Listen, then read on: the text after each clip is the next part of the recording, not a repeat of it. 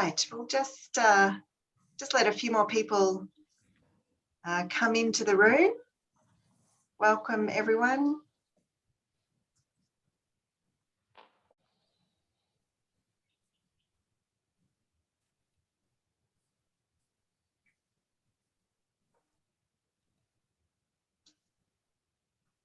Right, we might start proceedings anyway. I'll get my part over and done with because we do have a lot of speakers today. But I wanted to say welcome to everyone to this second session of Peripheral Centralities, Politics, Policy and Practice. My name is Bronwyn Clark. I'm the CEO of the National Growth Areas Alliance and your MC today. I'd like to acknowledge that I'm meeting you on the lands of the Boonwurrung people of the Kulin Nation, and I pay my respects to their elders past, present and emerging. We have a great number of registrations for today and people from right around the world, not just Australia. So welcome to all of you for joining us in whichever time zone you're in. I'd like to thank the two people who've made today's sessions possible, and that is Associate Professor Paul McGinn of the University of Western Australia, who'll be chairing this session, and also Professor Nick Phelps, who's the Chair of Urban Planning at the University of Melbourne. We as an alliance are really pleased to work with Melbourne University, University of WA, York University and the Urban Studies Foundation to bring this deep dive into peripheral centralities to you today.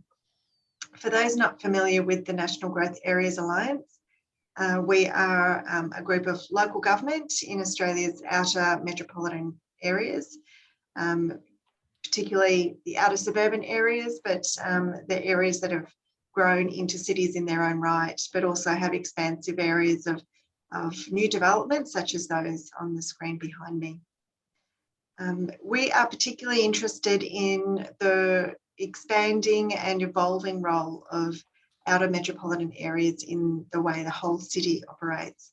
And so we're particularly interested in shifting perspective and shifting focus rather than from everything looking towards CBD to looking outwards as well and encapsulating the entire metropolitan area. So we have with 5 speakers today. Paul McGinn will run the session, and we'd love to keep conversations going throughout using the chat function, if you can, please. We have time for a really good discussion at the end. So perhaps if you could hold off questions, or we'll hold off asking those questions until the end in the discussion. But if there is something that comes up during a speaker, please feel free to put it in the chat and we can address it if needs be then. But for now, I'll hand over to Paul McGinn. Thank you, Bronwyn, and thanks everybody. I'm actually meeting today on Whadjuk country. It's the land of the Noongar people, so I just want to pay my respects to their elders, past, present, and emerging. And it's morning time here, so you guys are lucky you're in the future. We've got 5 presentations this afternoon.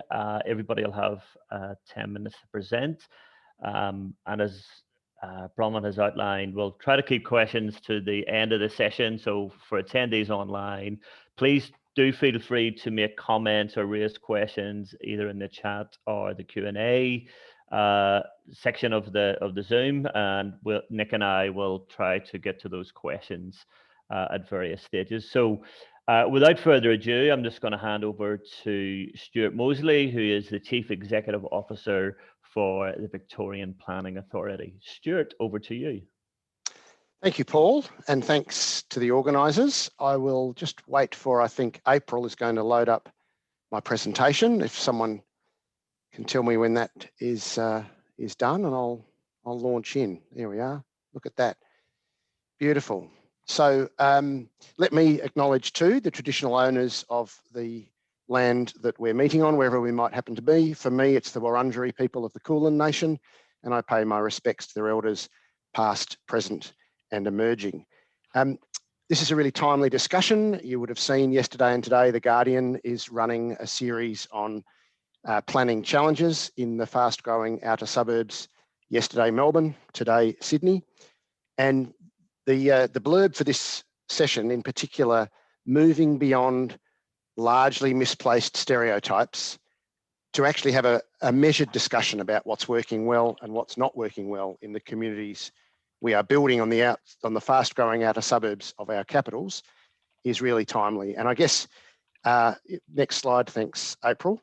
My intention today is really to three key messages. Number one is, these challenges have always been part of growing Australian cities, and the communities we love now, when they were new, faced every challenge and more that we are dealing with now. Secondly, the facts do matter. To make a case for improvement and change, you don't need to overlook what is working well. We have a number of things that we're doing much better now than we did even 10 years ago. Do we need to do better? Yes, we do.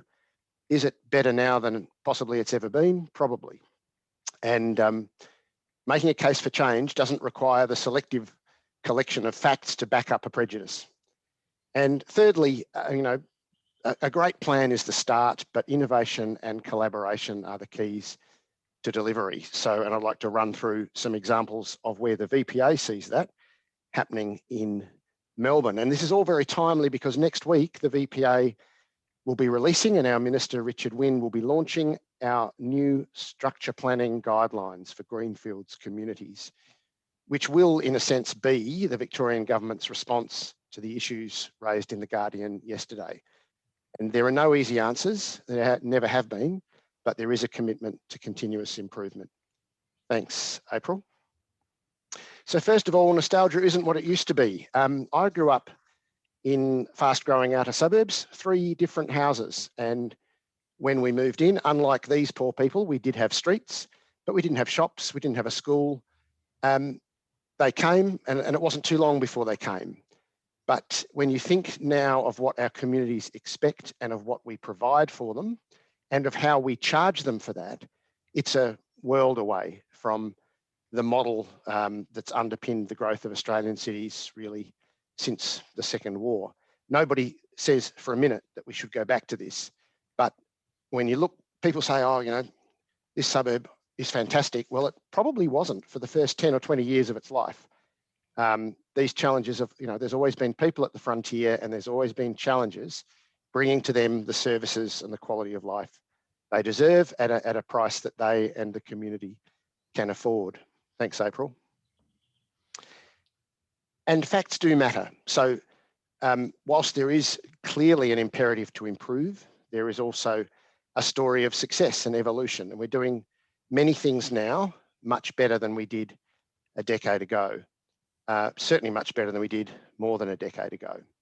I won't read that, but there are many metrics on which today's new communities considerably outrank the ones that we've been producing historically. Thanks, April. For instance, the stereotype that, services never get provided to outer suburbs. Well, they do. It's not as quick as we would like, and it's patchy. But this little chart, we did some work in 2019 to show, so the aqua dots are structure plan areas with a school, and the blue dots are structure plan areas which have a planned school site, but no school yet. And the grey bar is the planning metric. So the VPA says plans for a government primary school at a per 3,000 households. And as you can see, the PSPs with a school delivered is the majority. And for most of those, the school was online at about half to 2/3 of the way to that planning metric. To put it another way, there are only 2 structure plan areas where a school is planned, but not yet delivered, which have exceeded that planning benchmark. And in that case, those 2 cases, there is an existing school about 1 kilometre away.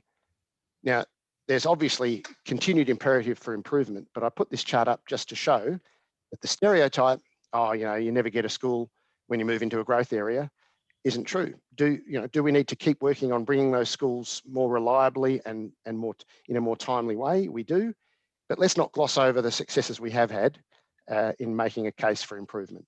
Thanks, April.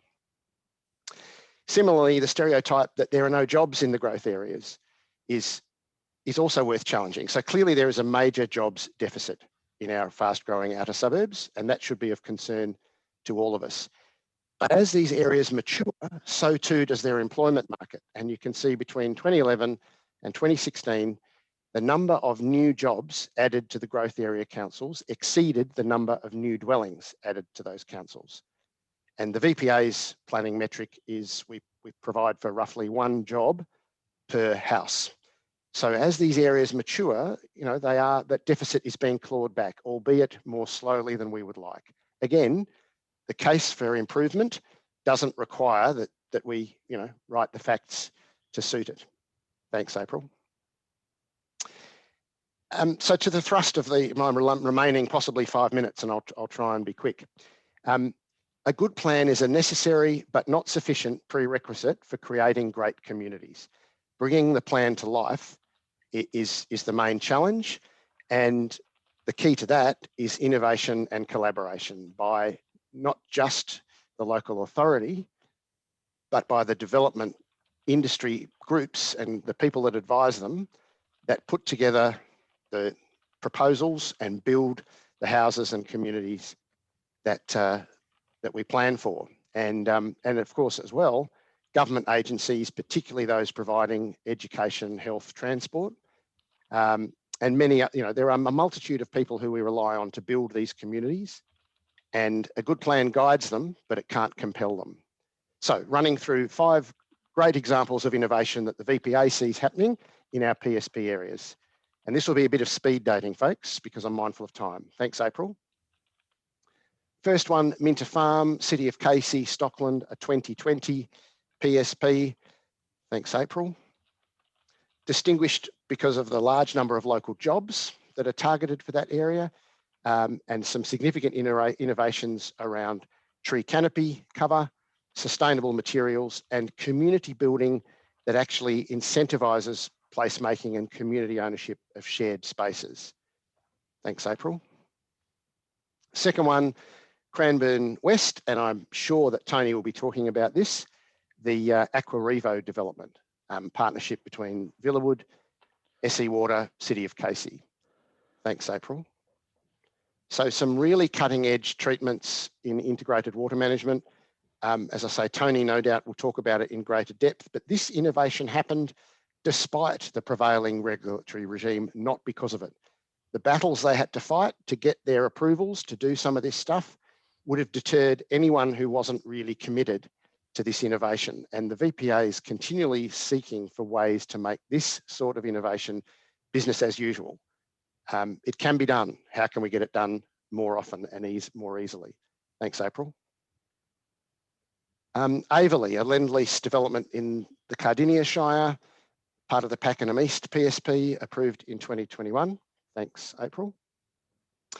And there will be a railway station constructed at the periphery of this PSP less than 3 years after the PSP was signed off.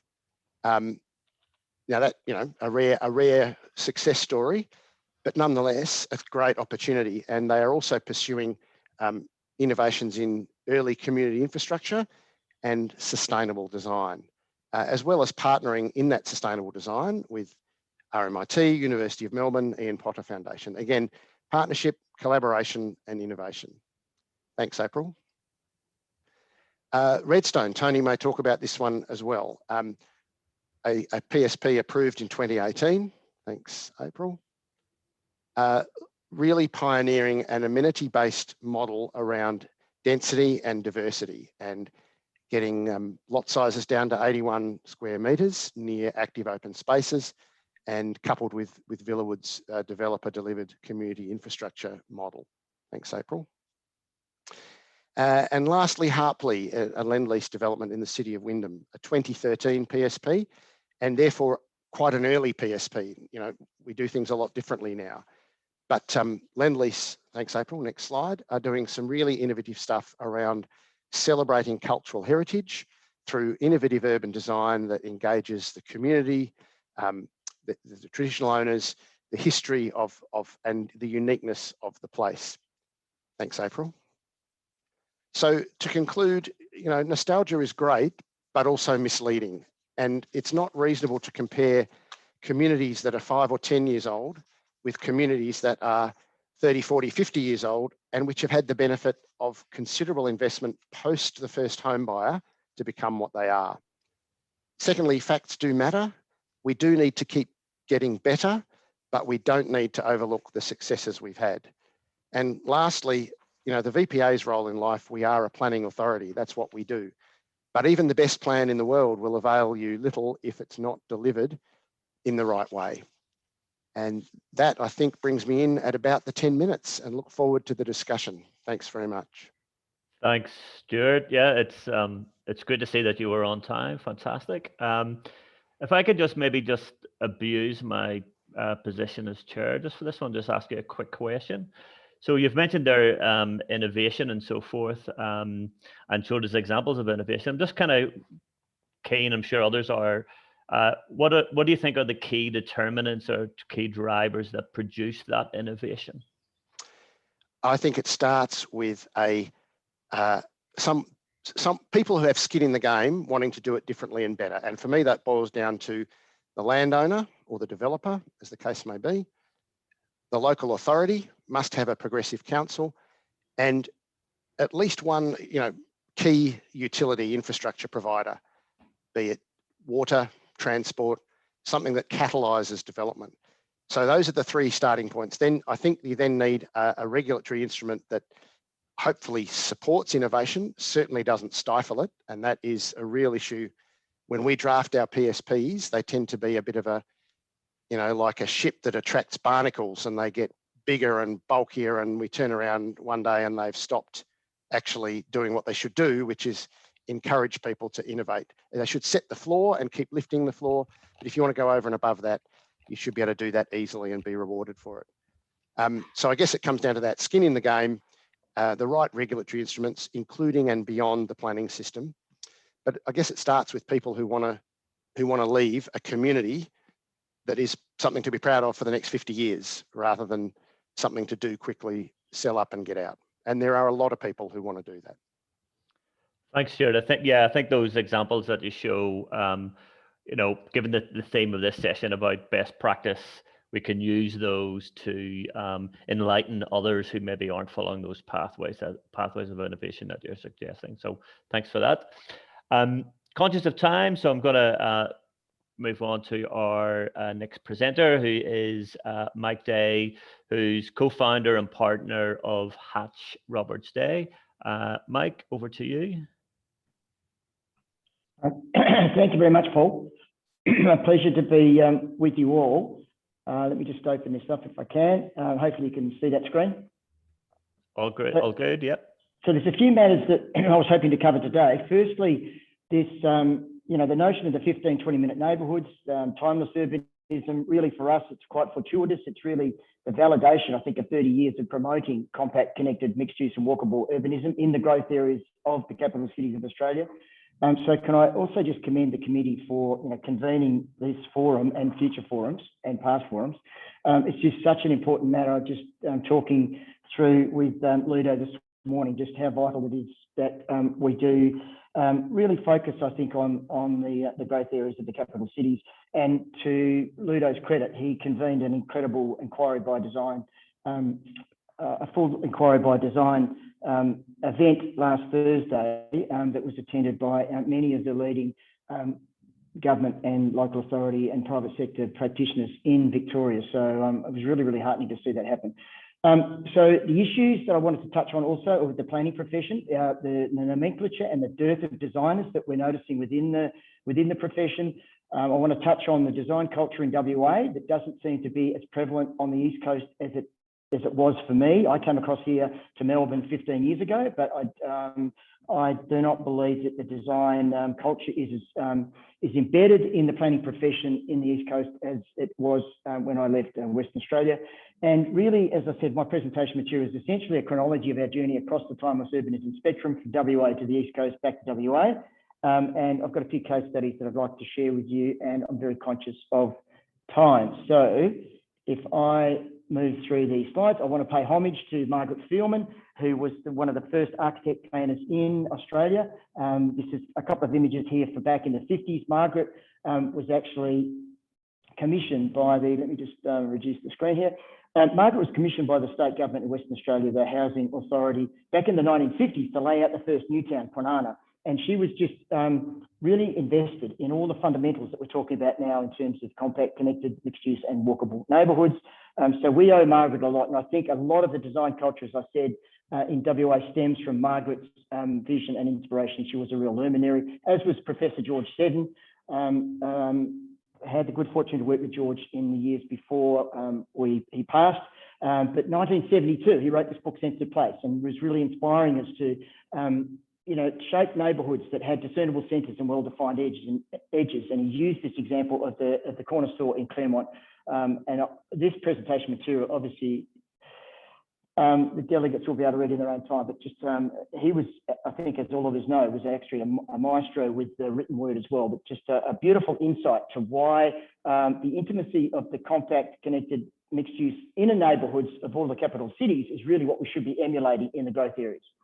And to Ellenbrook, just touching quickly on Ellenbrook, it's been a phenomenal journey of almost 30 years, laying out this new town in a series of walkable neighbourhoods that are framed around a town centre. And as you can see here on the, hopefully you can see my cursor, but back in 93, we laid out this master plan and we actually embedded a 40-metre wide transit corridor within the project with a, conceived of a place that would be, was transit ready. And we were hoping that that transit system might have been put in the early days. Unfortunately, we've had 3 governments renege on it. It's coming next year. So 2022-23, exactly 30 years after we've laid out these walkable neighbourhoods framed around this town centre. Now, we've been fortunate, the managing director and the joint venture board, 1 in 10 is public housing, or 1 in 12 is public housing. An amazing story in terms of diversity of housing and integration of workplace and mixing of the uses. But if we'd only had that transit system in place a few years earlier, we would have seen a lot more confidence, I think, in a much more compact and diverse town centre. This is one of the neighbourhoods that we laid out called Morgan Fields. It was about 60 hectares, 600 lots, and it was an effort, I think, to really sort of get this declension of the full spectrum of lots across the transect. So from 300 square metre lots through to 400, 500, 600, through to the 2,000 square metre lots on the edge of this estate. Remarkable in terms of just laying the foundation, I think, for true community, that there were lots that were being sold, houses and lots that were being sold for sort of 500,000 to 600,000 on the fringe, to house and land packages on 300 square metre lots we were selling here for 120 to 140,000. So as I said, that full declension. We've been working very closely with Chris Leinberger out of Washington, DC. Chris really is the leader, I think the global leader in terms of really promoting this return to walkable urbanism. So he's been invaluable. He's actually working with Ludo and myself and Stuart and Billy Giles Cortai to sort of do one of these walk-up, wake-up calls that he's renowned for doing in North America for the west of Melbourne. He penned this article in Andy Hoyne's book, The Place Economy, Notion of Urbanising the Suburbs. He's on the board of WalkScore, and he was instrumental, I think, also in this graphic that the National Association of Home Builders put together a few years ago. So it's 400,000 members in North America. And it's when you look at this chronology of events in terms of housing types, this is the National Association of Home Builders in North America saying that really the future is these walkable urban dwellings. And Chris has also just recently penned this report, Workplace Ecosystems of the Future for Cushman Wakefield, and really coined the term hybrid workplace. And as you can see in that graphic, a very vivid portrayal of this is the problem I think we've got as a planning profession. We confuse people with nomenclature. We've got 15-minute neighbourhoods, 20-minute neighbourhoods, we've got 30-minute cities.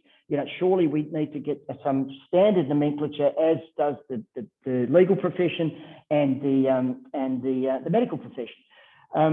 We would help ourselves if we did that. And just to touch on this notion of the core office urban hub, we refer to it in Australia as the central business district. It is a misnomer. It's an anachronism. We need to move away from this notion of a single use of a central business district. It should be a central city that's got a diverse range of activities that provide a healthy lifestyle.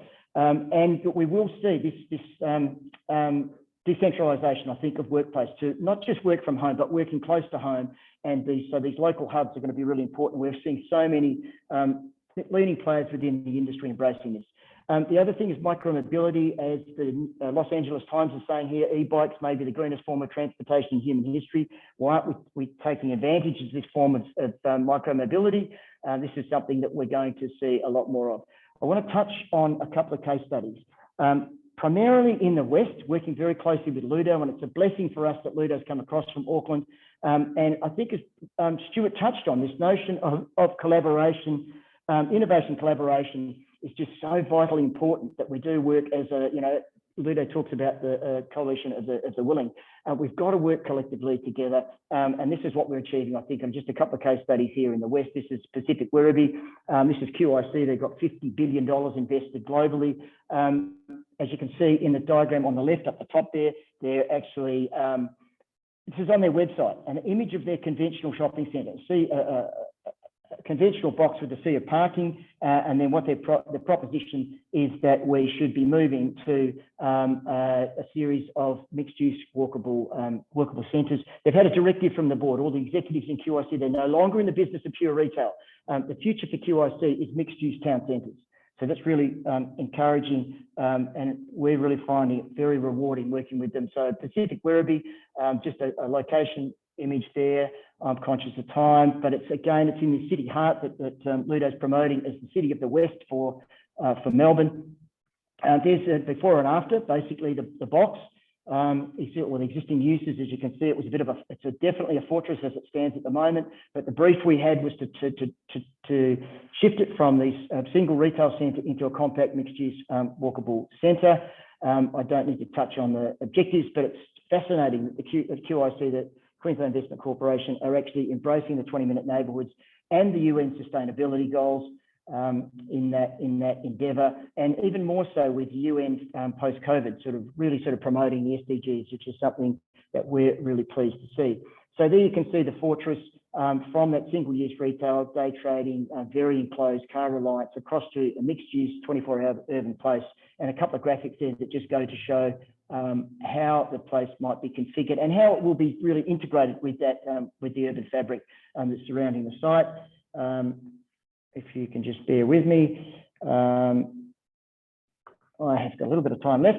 So this is another site. This is a 50-hectare site at Water Gardens. You can see in relation to the airport and downtown, before and after, just a radical transformation there. We've got a train station there, so it's a transit-oriented form of development. Coming back to Western Australia, Fiona Roche is actually embracing and trying to lay the foundation for a quintessential coastal village, and she's embraced the urban transect from urban to rural. You can see from the house types that have been created here, a full declension of houses that respect and reflect that coastal city, and a unique situation, I think, there in terms of her relationship with the state government and the city of Wanneroo. Again, coming back to Stuart's points, and I want to just finish on this image here. We're working closely with Nick Cleary, $16 million strategic business case for the federal government for high-speed rail between Sydney and Melbourne. But most importantly, as Nick points out, it's a city building exercise, facilitated by the high-speed rail. And that these 8 cities will be in the order of 400,000 people, equivalent to the size of Canberra, but it will be serviced by high-speed rail, trackless tram, electric bikes, and shared autonomous vehicles. So, and again, very, very keen to embrace as many of the sustainability goals as possible. So thank you, Paul. I'll finish on that note. Thanks, Mike, for that marathon sprint there through everything, for all those examples. Obviously, I'm a bit familiar with your work here in WA and highlighting those different examples.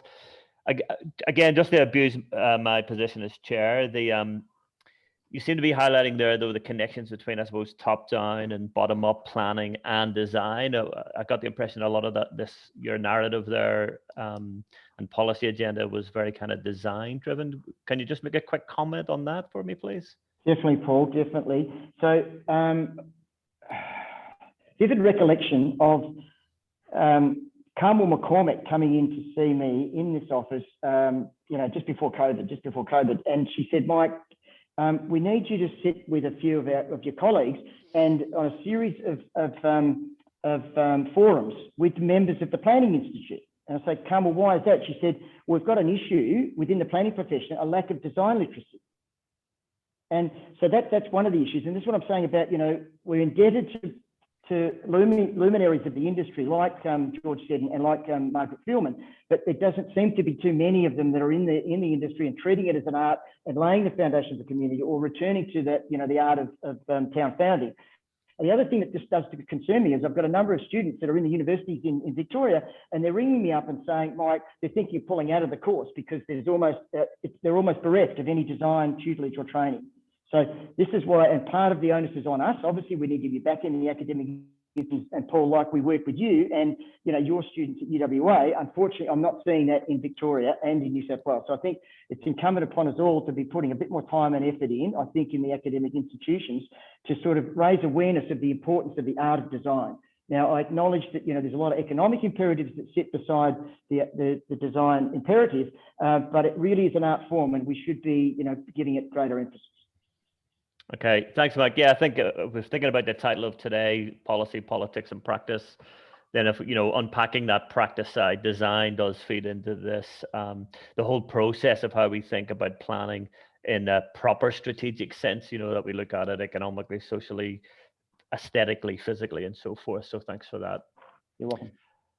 Okay, so going to move on to our next presenter. One of the aims that we had in this seminar series for this one and for the others that we're doing is we're really keen to have a diverse mix of speakers and so forth. So it's great to have Tony Johnson here with us, who's a director of Villawood Properties. So he's on the kind of, I suppose, the different end of the planning and design spectrum of things. So Tony, over to you. Thanks very much, Paul. I'll just share a screen. Is that working or not? Have you got the slides there? They haven't come up yet. No. Haven't come up. Just a sec. Just one sec. Excuse me. I'll just get some help. Just one sec. Oh, a second. Okay.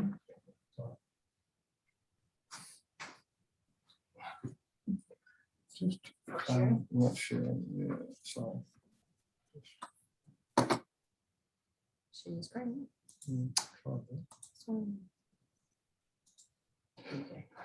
Okay, sorry about that. Looks like we're in business. Yep, there we go. Look, thanks for the invitation today. Happy to speak to everyone. And it's nice that Stuart Mosley's referred to a couple of our projects, which is very nice of him.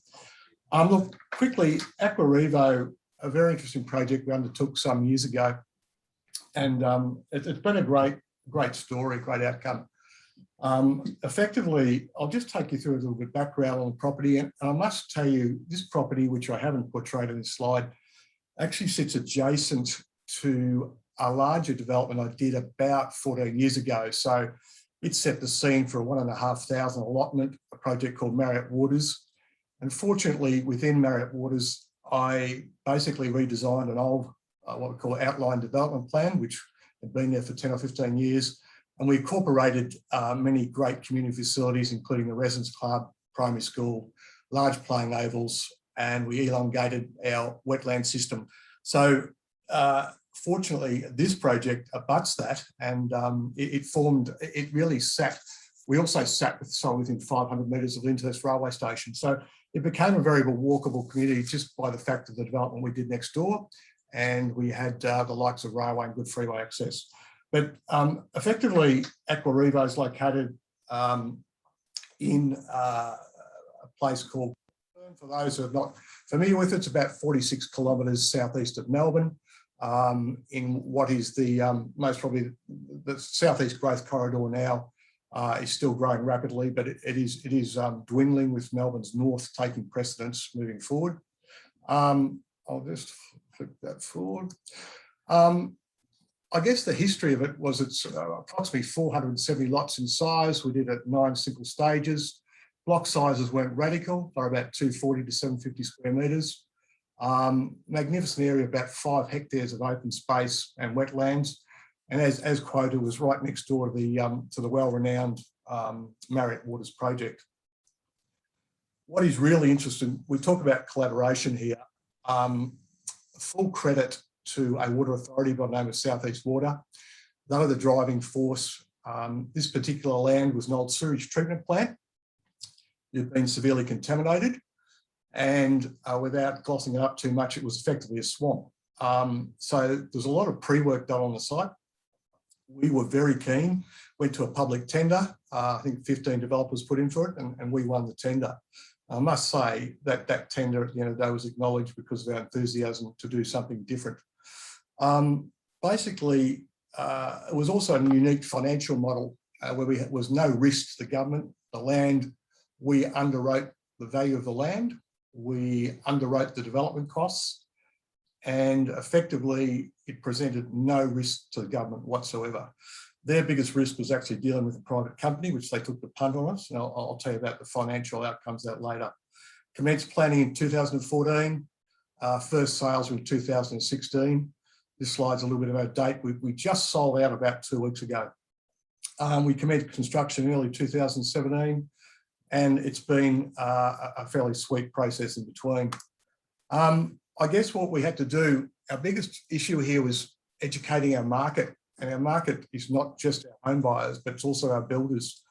The majority of builders are very, very hard in the project area to turn them around to building something, to building widgets into high energy efficient homes. So we did a model home to start with to indicate to them and the public what could be done. So we built the Aquavero house, sponsored by one of our builders. It was a great showcase, for instance, of how you should do it. In that show house, we had everything, all our particular IT or IP on display, and it was just a great way of demonstrating what we're trying to deliver. The Aquavero difference, I haven't seen this done anywhere. I've travelled the world, but there are a number of elements to it. And I'll sort of step you through most of those, but the key elements are effectively a pressurised sewer system that was sponsored by South East Water. B, obviously full recycled water, class A. We took 3 years to convince the Department of Health that we could actually use rainwater to be reused in our hot water systems. We had an iBox, which I'll take you through. And also we had a great thing called a thinking tank.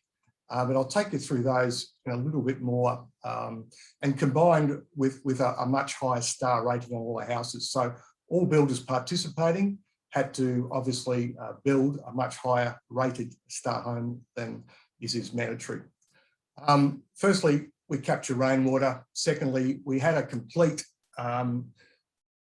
which is first time done actually, we had a complete sewage treatment plant for the site only, so it only serviced our development. It was a micro unit, worked particularly well, and obviously will go on to service that community in all respects for recycled water. So that was a first for, in as much as Melbourne, the water authorities are very loath to do mini systems, but this proved that a mini system could work quite well. Rain to hot water system, very important. Again, the toughest deal there was actually convincing state government that we could do this. We've done it.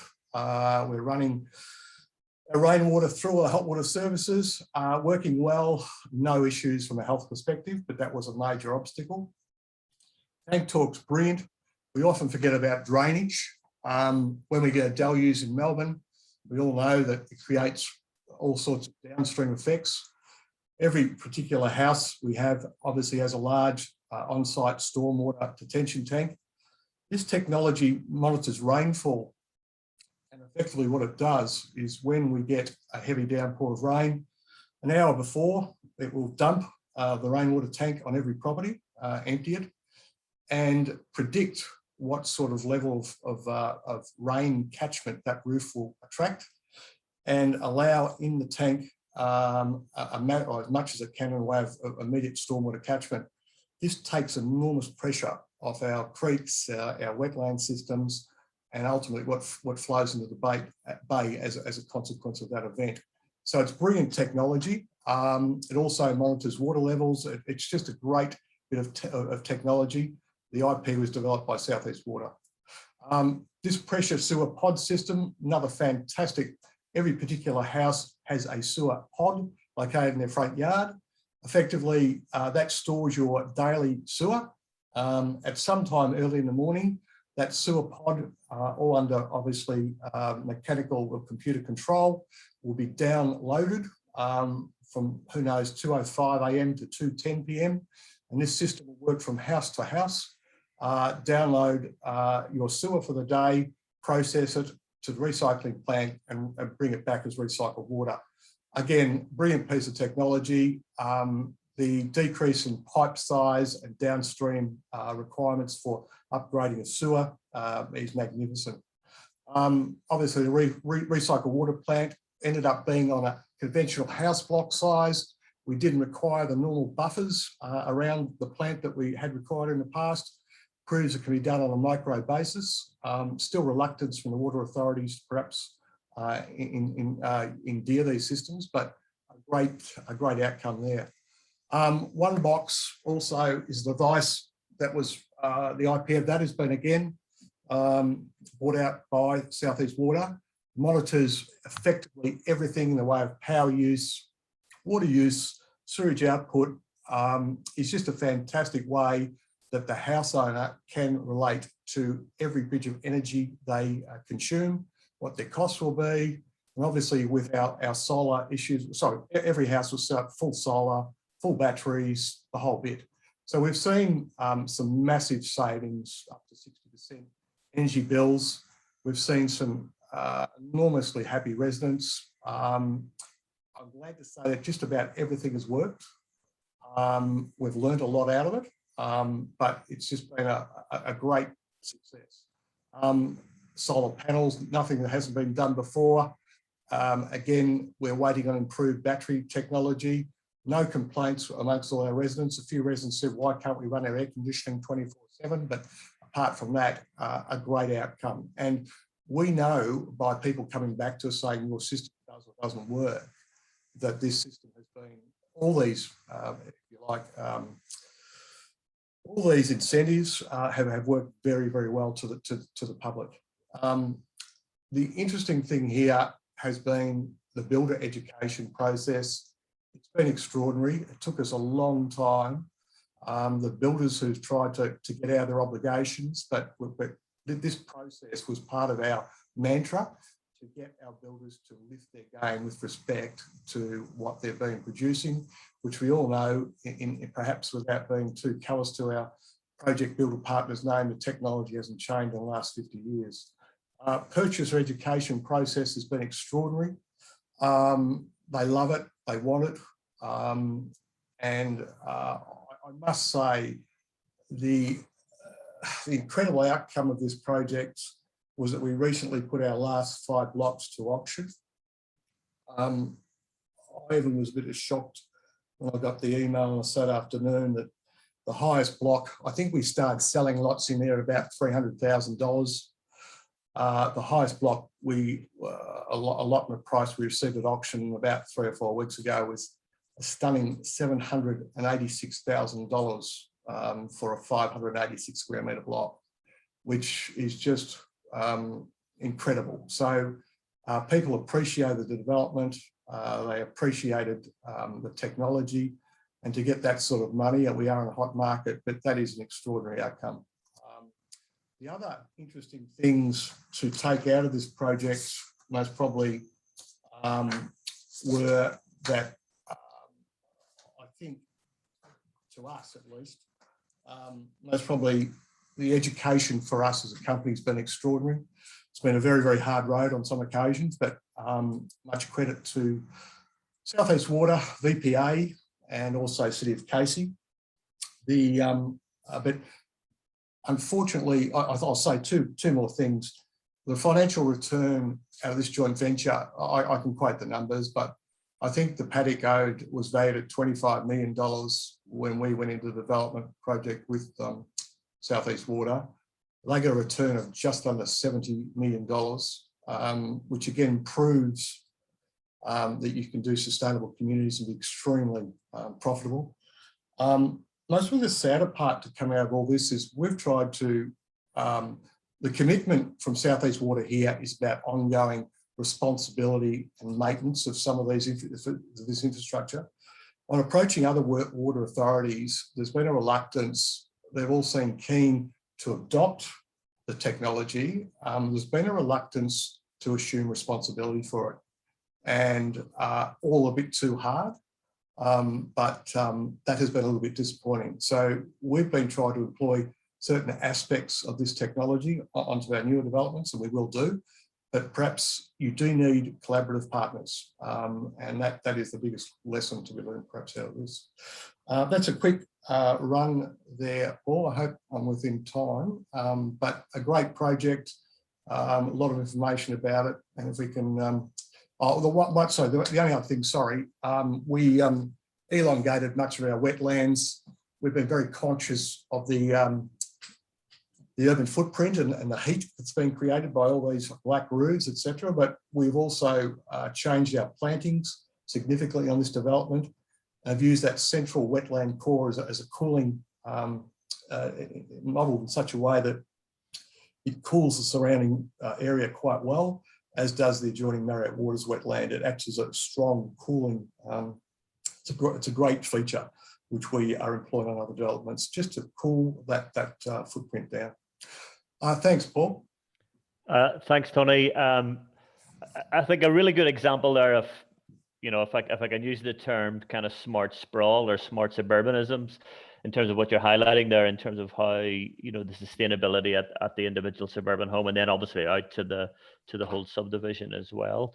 I am just a little bit conscious of time, but there's a question in there about collaboration, which I'll probably come to at the end of things. But thanks very much for that. That's great. So I'm going to hand over next to our penultimate presentation, and that's from Natasha Palic, and hopefully I've got your name correctly there, Natasha.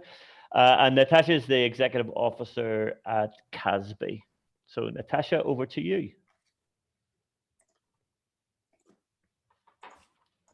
Thank you. Thanks for having me. I'd also like to acknowledge that I'm joining you from the lands of the Wurundjeri people. Pay my respects to elders and leaders past and present. Today, I'd like to share with you a project trial that seeks to establish or to support or to enable best practice in the design of communities. The project's called the Sustainable Subdivisions Framework. It's being trialled at the moment by 31 Victorian councils, and it's facilitated by CASB, Council Alliance for a Sustainable Built Environment. Before I get into the project, I'll just give you a brief introduction to CASB. We're also an alliance of Victorian councils. We operate under the auspices of the Municipal Association of Victoria. And what we do is we provide a forum for the exchange of ideas on environmentally sustainable development, design, planning. And we also do a fair bit of stakeholder engagement and advocacy work as well on behalf of our member councils. We provide a lot of member services. We lead and facilitate a number of projects, and we support councils in seeking ESD planning policy. We deliver training to enable capacity building. Most importantly though, I think, is enabling peer-to-peer support between councils on sustainability and planning. This is us. We've got 40 members at the moment. That's more than half of Victorian councils. And our member councils represent just over 81% of the Victorian population and about 77% of the state planning activity. Our projects, we started off with a project called the SDAP framework, or the Sustainable Design Assessment in the Planning Process, bit of a mouthful framework. That is where councils seek to ask for sustainability information about a building proposal or development at the planning stage and work with the applicant to get better sustainability outcomes. And the aspects that support that process are the local ESD policies that now 20 councils have got embedded in their local schemes, and also the best scorecard, or the best tool, which is a online scorecard or sustainability assessment tool that CASB manages for our member councils. We also have a fairly exciting project called Elevating ESD Targets Planning Project, which has got 31 councils involved, and that is looking at the existing policy objectives and standards that we have working out whether they're still fit for purpose 10 years after they were originally developed, and seeking to progress that through the planning process to seek higher targets. And then our other big project is the Sustainable Subdivisions Framework, which I'll focus on.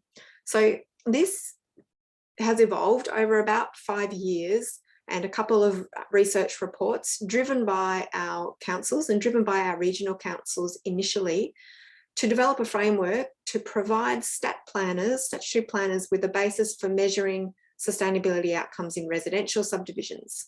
And the reason for this is that the project that I just mentioned, the SDAP framework that's looking at buildings and the ESD policy and everything around that, it doesn't capture individual dwellings, because like other states, many of our individual houses don't need a planning permit.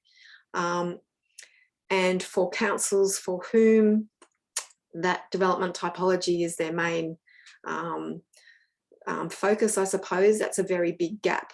So this, the SSF was established to try and influence that area of development. It's currently being trialled by 31 councils, and we've just extended the trial period until October 2022, so it'll run for a full 2 years. This is the framework. The premise behind this project is that the creation of a subdivision is the creation of a community, and that that initial design process of that subdivision sets up the life of the community that'll extend over, potentially hundreds of years. The planning of our communities is also set against the backdrop of our climate fundamentally changing. And as we've seen in the paper recently, some areas are potentially facing unlivable heat conditions by 2070. So it's pretty important to take a long-term view and consider the impact of climate change over the entire life of the subdivision. So this framework doesn't comment on land use objectives or, broader integrated city planning. Neither does it cover the social infrastructure requirements for successful communities. What it does aim to do is provide a touch point where local government can influence the design and development of their future suburbs in a positive way. So what you're looking at on the screen now is the framework. So you can see there at the top, the overarching goal is to improve the quality of life, protect and use resources efficiently, improve the health of the environment and people. And then underneath that, you can see the categories that have been established to somehow assess and measure that. I'll just go back. So we've got site layout and livability, streets and public realm, energy, ecology, integrated water management, urban heat and circular economy. Within each category, there are objectives which mirror existing policy objectives where they exist and bring in some new ones. And then there's our standards, and the standards comprise of criteria, which talk about how you meet the objectives, and then measurable metrics on environmental performance. And then across each category or under each category, there's these concepts of innovation and implementation. So, the innovation is the opportunity to exceed best practice because we consider that, we're seeking all developments to achieve the criteria and the metrics under the standards, but then there's these innovation opportunities. For example, early, what we've been talking about, early delivery of community infrastructure, public art contributions, communal food production areas. I imagine some of the things that Tony was just talking about would also be considered the innovation end of things. And the implementation aspect is talking about governance and management measures to ensure that the criteria are effectively implemented. So I've just got a couple of screenshots of what the framework looks like. So you can see there the site layout and livability category has a series of objectives, overall objectives, and then underneath you can see the standards. So you've got the criteria and then the metric on how you measure success. And the goal is that a development would aim to achieve all of those standards and then potentially consider some of the aspects of innovation as well and implementation. So this is a screenshot of the streets and public realm. We have what you're looking at on the screen is the framework as it exists for large and very large. So that's 60+ lots. For smaller lots, there's a couple of categories, small and medium, and there's a subset of these standards, recognising that some of these may not be applicable to the smaller scale subdivisions. but we're aiming to capture subdivisions from 3 lots plus. So that's just an example. We have an applicant kit and a template for each subdivision scale, and within the template there is a series of example best practice standards. Some of these have come from some case studies that we've looked at across the state, although I feel after listening to some of these presentations we need to take another look at Victoria. So for example, we've got case studies on our website for Eco Ripley from Queensland that you know, I've highlighted in green some of the initiatives they've incorporated in that subdivision: bikeways, walking paths, transit hub, streets and public realm. We've got Elmwood in Wodonga, the different scales of housing there, high quality wayfinding and pedestrian amenity. Cape Patterson Eco Village have got design guidelines relating to passive design strategies. And Borrolili in Victoria, looking at re-establishment of native grasslands. Salt Torquay with their IWM, permeable paving, street swales, rain gardens, stormwater retention basin. Alchemist Beach in WA, light coloured roofing design. Urban heat is one of the 7 categories, and there's a range of, I think I sort of showed you a slide, there's a range of strategies there listed about how to reduce the urban heat, and then circular economy. So Yarrabilla in Queensland, materials processing and trade resource centre, and encouraging developers to use materials with recycled content, and so forth. So that's a very quick, I think I might have even caught up a little bit of time there. But that's a little summary of what we're doing with our councils. I can talk a little bit more about how the trial is going, if I've got time, Paul.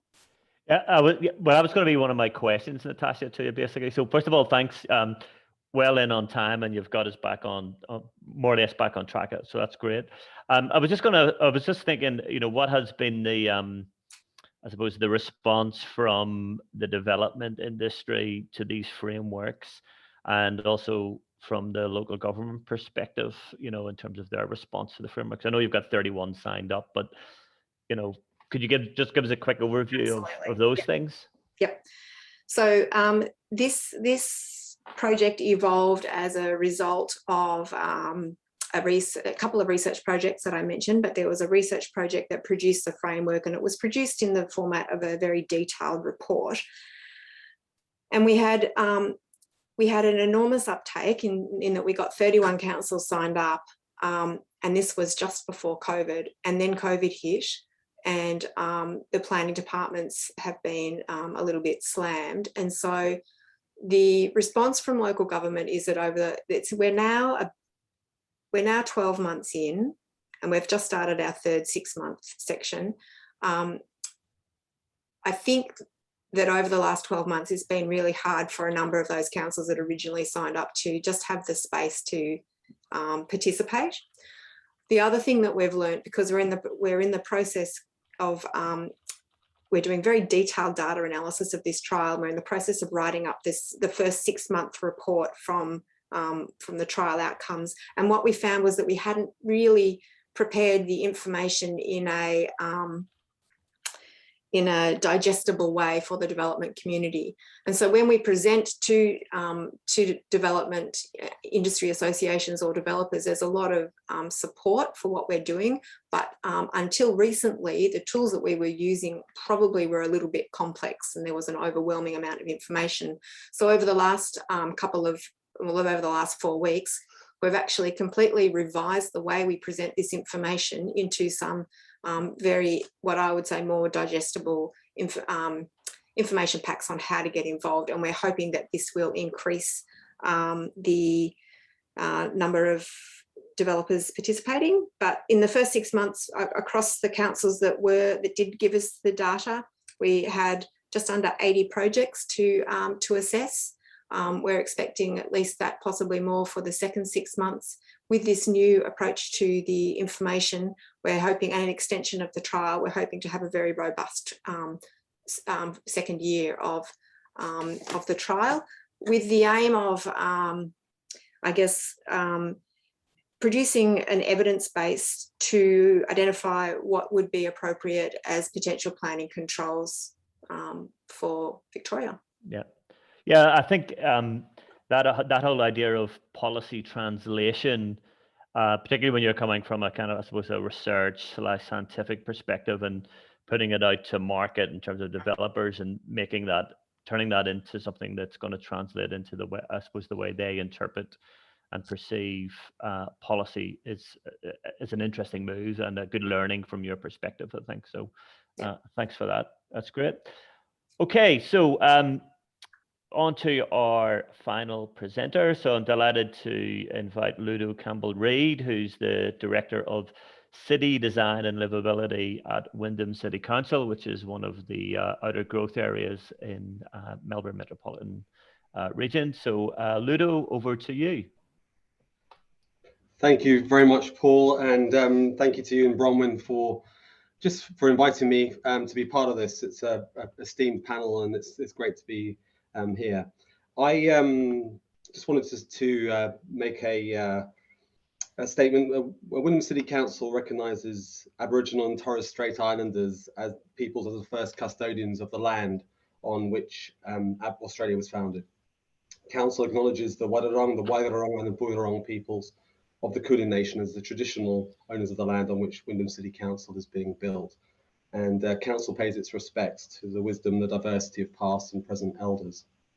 Thank you very much. So look, it's been great to listen and absorb. I'm relatively new to Victoria and Melbourne, and so it was just great to hear about the great examples that many of the team today have talked about. You know, Stewart's, Hartley, Cranbourne, Averley, Redstone, Aquavero. I need to get out and visit these. So my sort of knowledge is limited on the best practice across Victoria at the moment. But I would like to. It's great to be part of this, and I will. It's great to meet Natasha and Mike, of course, and I know really well. Tony have yet to meet, and Stuart and his team. We're working really closely with the VPA on a whole range of things. So I'm going to just bring up my screen, and is that showing? Yep, that's all good. Great stuff. So I don't have long, but I just thought there's a bit of urgency about this conversation, and you know, I'm somebody who I like to talk, but I think it's about action, speaks louder than words. And so, you know, there's a real big issue around the way we implement, design, and plan cities. Climate change is the crisis, not COVID, and there's a real opportunity and a need to do things better. And this was a slide that's been shared quite a lot in the last few days. COP26. People talk about it being COP out 26. I didn't even know what COP meant, but it's just extraordinary that the focus is on electric cars as the solution. And as I say, often, you know, we don't just need smarter, cleaner, greener, more efficient cars. We actually need places and cities that are designed to minimize the need to travel by car to undertake everyday non-discretionary activities. And I suppose that for me sits at the epicenter of the conversation. And I share this slide a lot, you know, the importance of the skill sets, the expertise of coming together, the way in which that Stuart talked about the collaboration, Mike talked about the interdisciplinariness, putting urban design thinking at the forefront, rather than as the ambulance at the bottom of the cliff. And yes, we mentioned this only came out yesterday, but it's an indictment on some of the planning failures that have not happened in the last year or the last 4 years, in the last 30 years. And so there's a collective responsibility to improve, to do things better. And being in Wyndham, it's one of the most exciting places in Australia to work, the fastest growing local government authority in Australia. 110 babies born every week. We are short of 16 schools in Wyndham. We are desperately short, and that's not something that we deliver, but it's something that state government is responsible for. So, you know, we have issues. We have serious issues around how we plan and design. And I wonder where the children play in these new developments that we are a part of implementing as an organization. And I think that a lot of the responsibility sits for the future, sits at the front door of the local authorities, building more resources, building more capability to partner with the state government, the private sector, and the public to build better communities. So I don't have too long to talk about the global impacts, but we are part of that global community. And so for me, what's interesting and exciting is that Wyndham actually has many pieces of the jigsaw puzzle, but we haven't pulled it together. We've got some amazing examples of suburban development that actually showcase that housing diversity and density combined with mixed-use development can actually occur. In spite of what people think. I mean, Stuart's right. There's a need to really get the narrative right, basically based on facts. But we don't have enough case studies of what good looks like. But it's interesting how we have some projects which actually are successful despite not being well serviced by public transport. Just imagine if they were. We've got examples of suburban development that have been able to foster and attract significant commercial development. Incredible that they've been able to do that, but the development needs to be supported by a far greater mix of uses and supported by especially enhancements to the public realm. We've got incredible examples of some great suburban parkland projects in Wyndham, yes, but in suburban developments across Melbourne, but they're not connected to jobs and services. So I believe there's a level of veneer about these places, incredible parks, which why wouldn't the parents and the children love them? But what about the 15-year-olds, the 17-year-olds, the 18-year-olds? Where do they play? And what are the things that they can do? So I think what we need is we need to bring it all together with exemplars and at all scales to catalyze a coalition of the willing. Mike mentioned that. It's actually a word that Tess from the VPA came up with the other day at the Inquiry by Design. So I shan't claim that one, but Tess Pickering is fantastic, works for Stuart and came up with that idea. But it's about that the coalition of the willing, people coming together to change mindsets, to create a market, and success breeds success. So it's important that we celebrate best practice. And it's been great to hear about the best practice that everyone has been talking about. And especially good to meet Natasha, who I didn't know that Natasha's group existed, and maybe we need to be a member. But I'm going to first talk about Soho Point Cook. This was the sort of the information on the website from Clark Hopkins Clark. I know Mike's had some involvement. I actually called him this morning and said, is it all right if I talk about Soho? Because I'm going to be critical and provide some critique.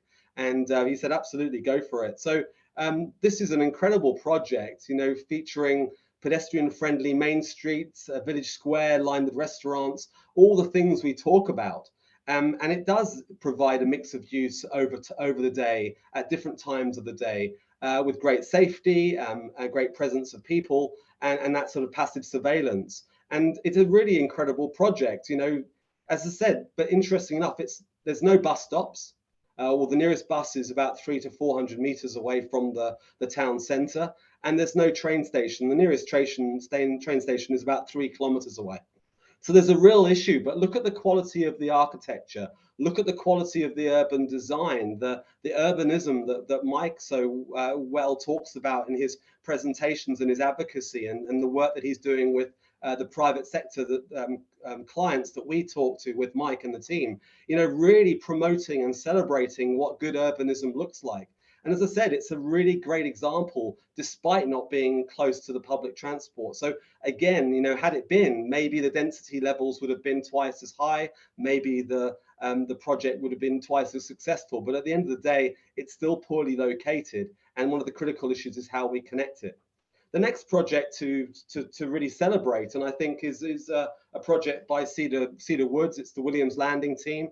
I know Mike has had some involvement in the project as well, and it's important that we get the right consultants on the right projects. But it's the start of a journey from a paddock through to an intensive urban place, and I think that's really the story that we need to be thinking about, is how to create places from spaces. And that idea that Williams Landing is actually very close to the public transport. It's been able to leverage this incredible sort of, I suppose, investment from the private sector. And we're talking with the Cedar Woods team about their ambitions, and it's really exciting to see the way in which they're operating and the way in which they narrate their story about great places and places to live, work and play, and really that sense of that 20-minute neighborhood. And we're looking at Williams Landing being really one of the great exemplars of really the planned Melbourne 20-minute neighborhood. This is a great location, it's got everything going for it. You know, we've been working with them on a few tactical urbanism projects, which you can see in the top right there, but there's a real opportunity to do really great work. And we're talking about, you know, a much better mix of uses. It's currently very dominated by car parking currently, and that would really enhance the development if we were able to supercharge the placemaking and start to create more activities during the day and night. More emphasis on the public realm.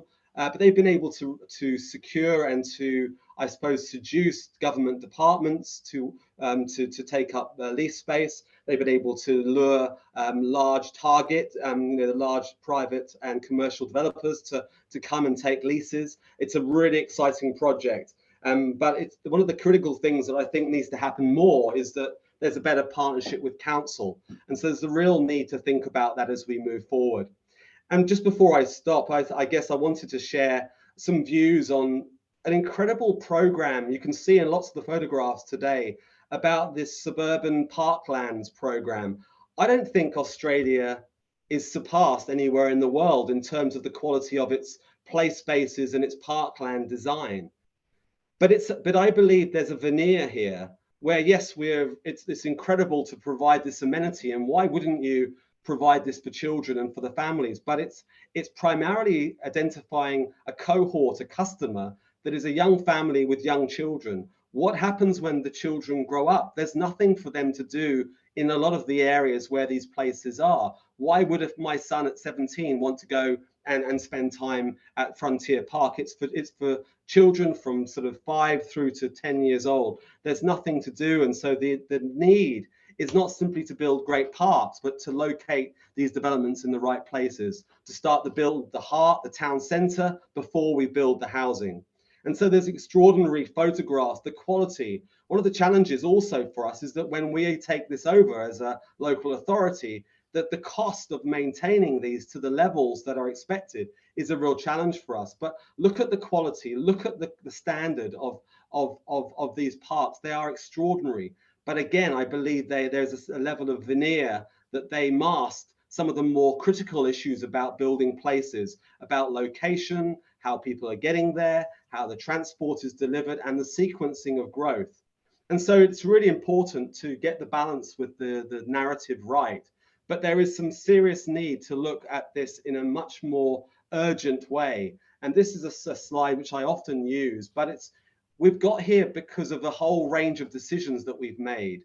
And I believe often that people think it's too complicated to reverse out of.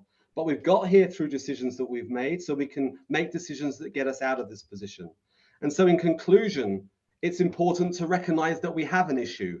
Otherwise, we're just sort of portraying a sort of rose-tinted glasses view that we're okay. We're not okay. There's some amazing examples. And maybe it's primarily in Wyndham that's the problem. Maybe that we haven't got what we need from the government. Maybe we as an organization needs to step up and to plan better and to manage the program better. But it's that idea of building a coalition of the willing, a cross-party, cross-sector, multidisciplinary, with the public on board, and building platforms where we can actually engage and do this together. We also need to get the basics right. Location, location, location. We can have some great examples, but if they're in the wrong place, it's like buildings that have 6-star green rated would have 600 car park spaces. I mean, again, it's the anathema. It's the paradox of planning that we promote sort of green, but actually it's not as green as we think. We need to bring things together correctly, and we need to sequence things properly. We need to prepare master plans. Then we need to design the infrastructure and the town centre, then the housing, not the other way around. A lot of my time at Wyndham has been spent looking at the way in which the programme works. We spend a lot of our time reacting to the private sector, reacting to the sequencing of growth, and we are unable to get ahead of the curve. We're responding, reacting. the ambulance at the bottom of the cliff. And we need to start to do some planning to actually think about the strategic plans that actually bring us in front of the program, and then the infrastructure responds to the plan. At the moment, we spend a lot of our time responding to the infrastructure plans. It's the wrong way around. The tail's wagging the dog. We also need to think about new models, delivery models requiring partnerships across the sectors and professions. This idea of dedicated skills, expertise, and budgets that we share as a group. This idea of the coalition of the willing that I mentioned earlier. And in Wyndham, we're trialing some ideas around place intervention logics, where we commandeer and we collaborate and we choreograph the interventions of the public, the private, but also the state government, and bring those into their budgets, their thinking, their skills, their expertise into the program. We need to create places for people, not just projects. We're very good at projects, but we're not so good at places. And we need a joined up, integrated story, a narrative. We also need time.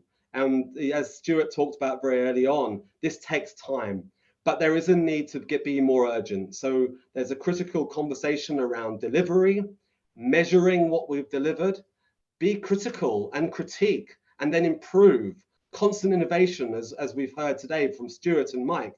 And then we celebrate the success, whether that be through awards programs or conferences like this, but also other ways to enable great development by developers that are wanting to do the right thing. How about we supercharge that by providing better facilitation of the planning permits, faster, a dedicated team to look at each of these projects.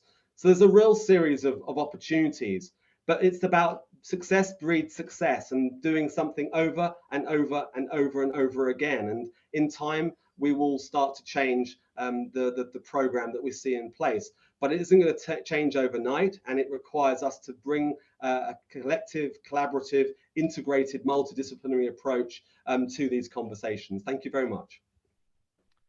Thank you, Ludo. I do have a question, and it's directed to you, particularly your comment where you mentioned there the coalition of the willing. But I also want to kind of open this question up to the kind of the broader panel as well, basically. And I'll just go back to where I was at. I'm actually going to, it's actually a question that Nick posed a little bit earlier during the conversations, where he asked, does collaboration derive from enduring organizational cultures or from individual people who may come and go? Because, I mean, I think one of the aims that we had are behind this panel basically today, or this seminar, was we wanted to get key actors who are involved in things, and all you guys who are on the panel signify those kind of dynamic, creative individuals. But how do we scale that up to, you know, organizational culture in a big way? So would you like to comment on that, Ludo? And then I'll open it up to the rest of everybody else, seeing as you're all in very senior policy positions and I suppose leaders in instilling cultural organizational change.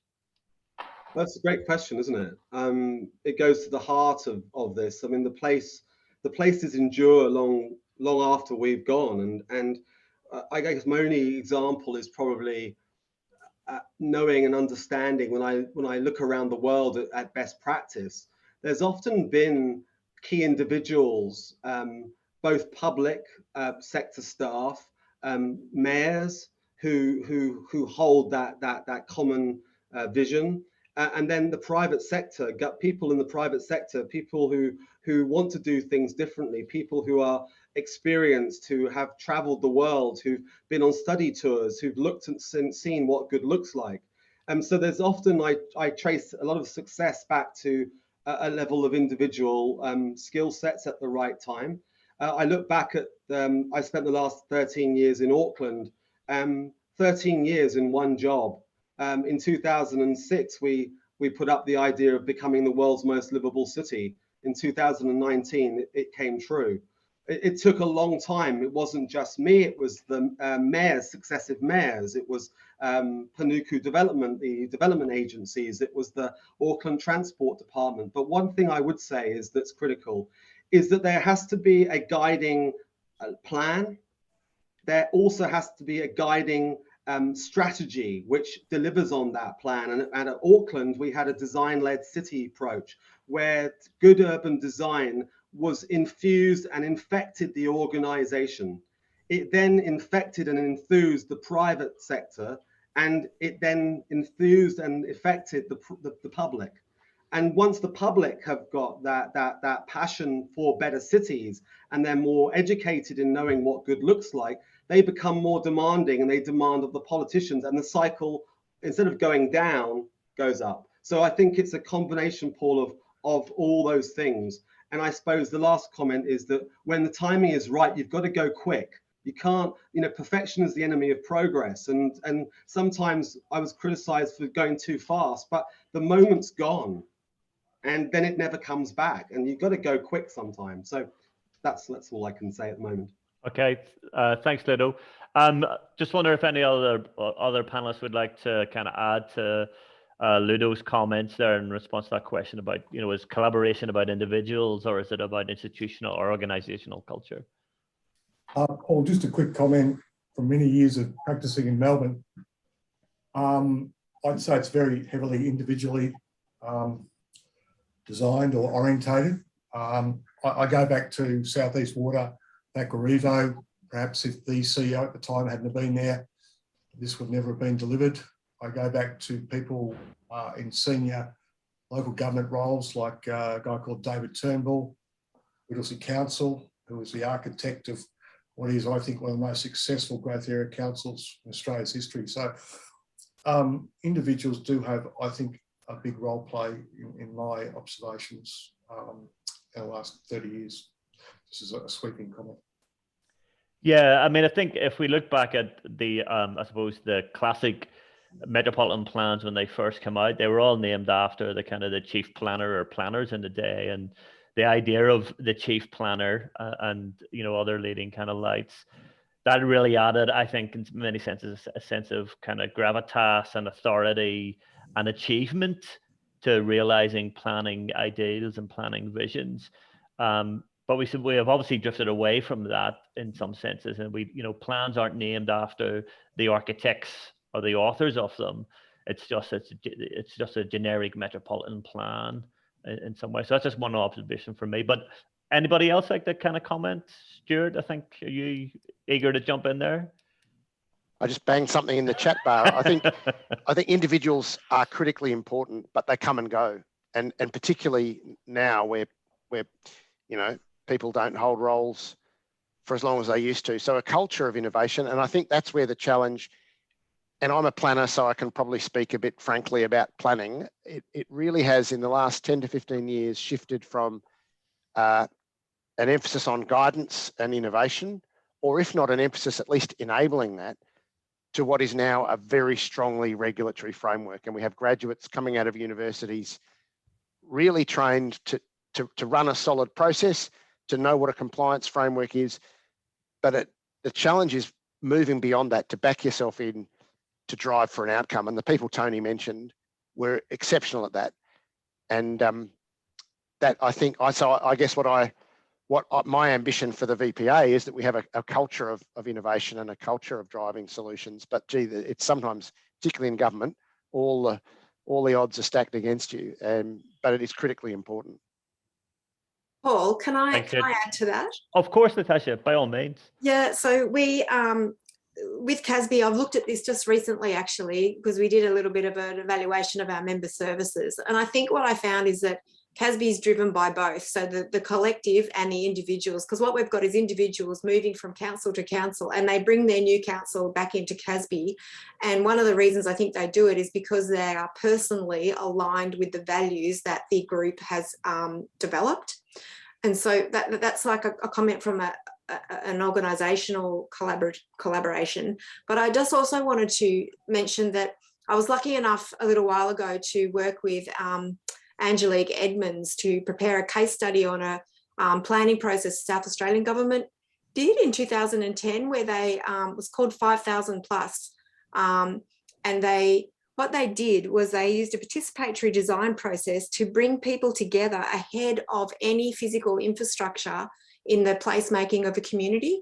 And so what they were doing by this participatory design process was establishing that social infrastructure, which we haven't really talked too much about today, but it is, I think, a critical part of community success.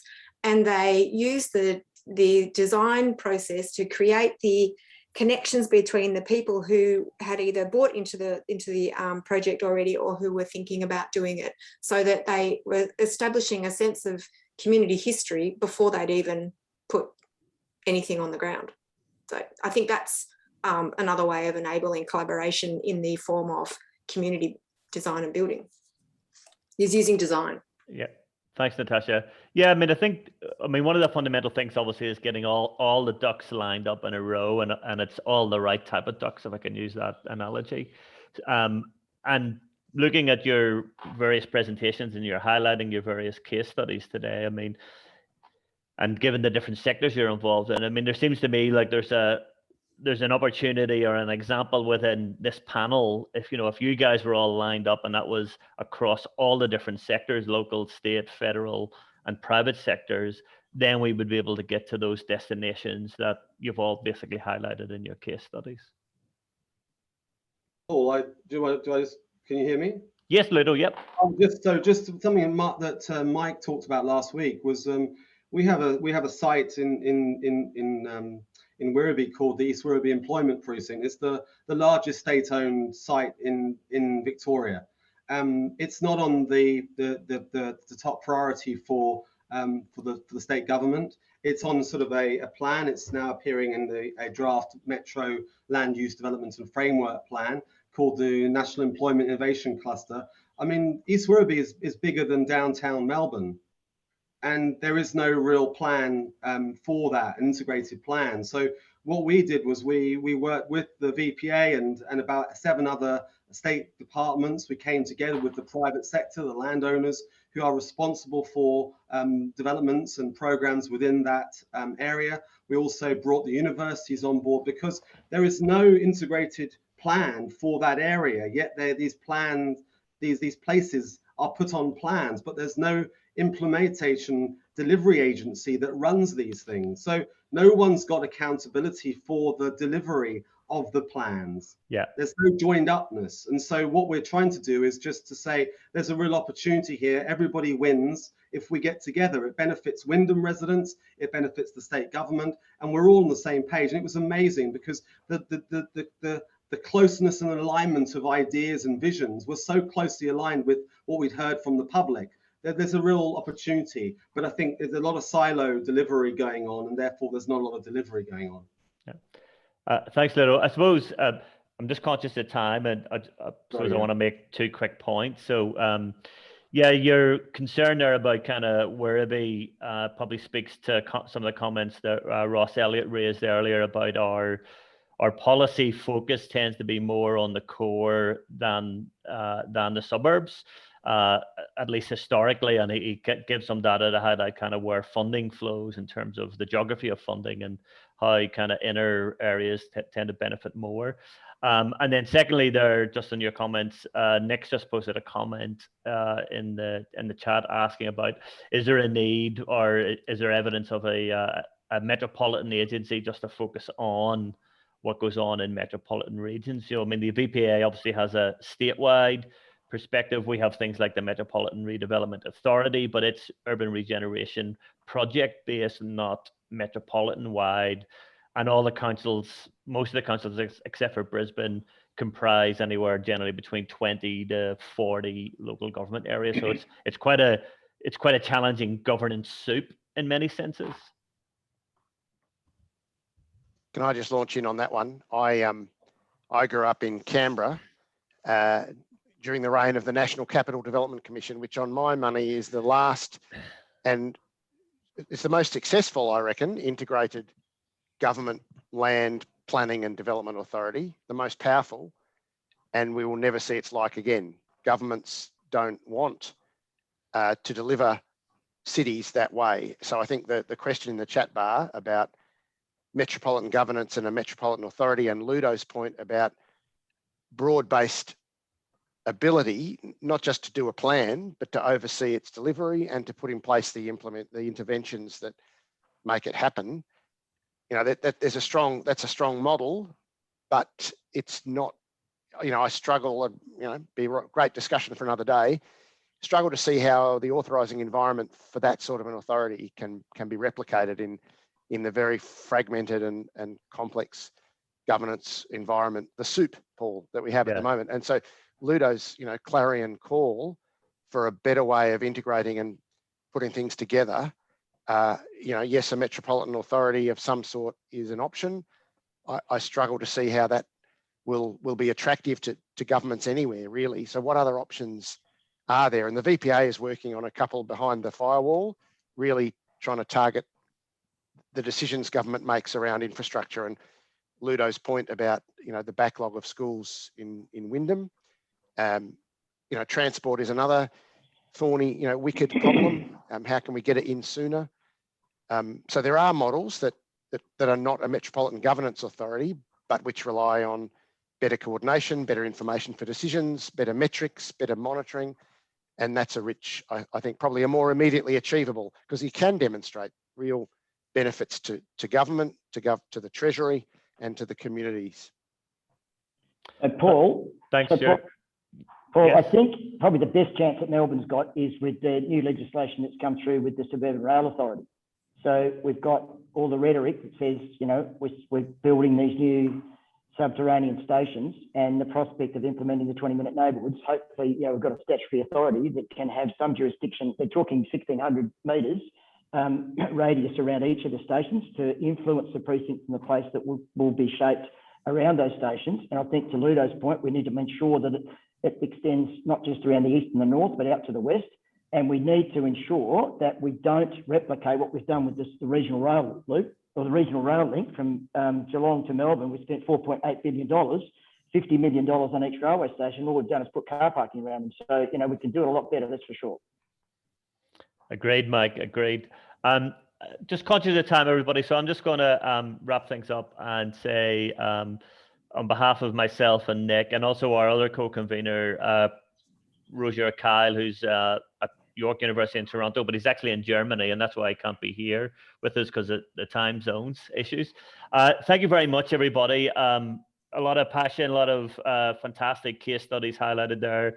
I think from Nick and Nick, myself, and Roger's perspective, the two panels today really kind of realize what we had hoped for, really kind of good, robust discussion and ideas, and hopefully the conversations will kind of feed on in various ways, and looking at the policy, the political, and the practice side of what we're calling kind of peripheral centralities. I'm just going to hand back to Bronwyn as the MC, who'll do a final kind of close up and wrap up. So Bronwyn, over to you. Thank you. Thanks, Paul. And thanks to all our speakers today, to Stuart, Mike, Tony, Natasha, and Ludo. It's been fantastic for the National Growth Areas Alliance to be part of this, and to have the on-the-ground experience presented in both this afternoon and this morning session. So thank you all very much. This has been recorded, so we will be sharing the link if you'd like to revisit any of or share with any of your network. So thanks again to everyone that's been involved. Thanks to Paul and Nick and the Urban Studies Foundation.